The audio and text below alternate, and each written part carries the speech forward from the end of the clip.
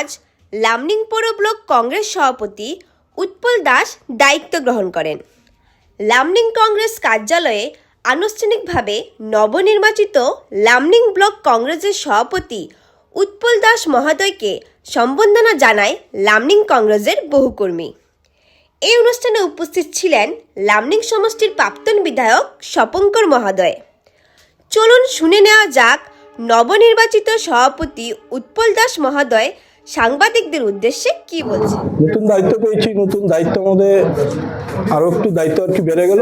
যে আগন্তুক দিনে কংগ্রেসের হাত কীভাবে শক্তিশালী করব, লামডিংয়ের যুব সমাজ, বয়োজ্যেষ্ঠ প্রতিটি বর্গের মানুষকে সঙ্গে নিয়ে একটি সুন্দর লামডিং গড়ে তোলার উদ্দেশ্যে আমরা কংগ্রেস দল আগামীতে আরও বেশি প্রখর হয়ে আমরা কাজ করব, এই আশা রেখে নতুন দায়িত্ব নিলাম।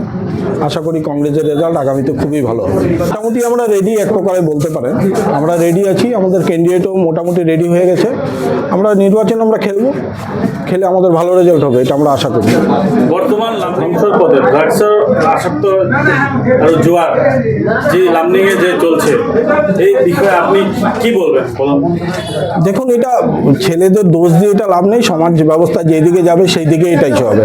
যুব সমাজকে কোনো সময় আমি দোষারোপ করব না। সমাজটা আমরা বড়রা, আমরা সিনিয়ররা যেভাবে আমরা ঢেকে ঠেলে আমরা নিয়ে যাব সেভাবেই চলবে। আগন্তুক দিনে কংগ্রেসের দিন আসবে। 26শে কংগ্রেসের সরকার হতে চলছে আসামে।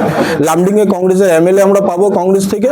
আমরা একটা সুন্দর একটি নতুন সমাজ, এক ব্যবস্থা একটা আমরা তৈরি করবো বলে আশাবাদী। লামডিংয়ে এইসব নোংরামি এগুলো চলবে না। সুন্দর লামডিং সবাইকে নিয়ে আমরা চলবো, কোনো দলবাজি এখানে হবে না। আমাদের জন্য কেউ পর বা কেউ আপন নয়। সবাই, প্রতিটা বর্গ, যে কংগ্রেস করে বা যেই দল করুক না কেন, সবাইকে সঙ্গে নিয়ে একটি সুন্দর লামডিং আমরা একটা তৈরি করবো।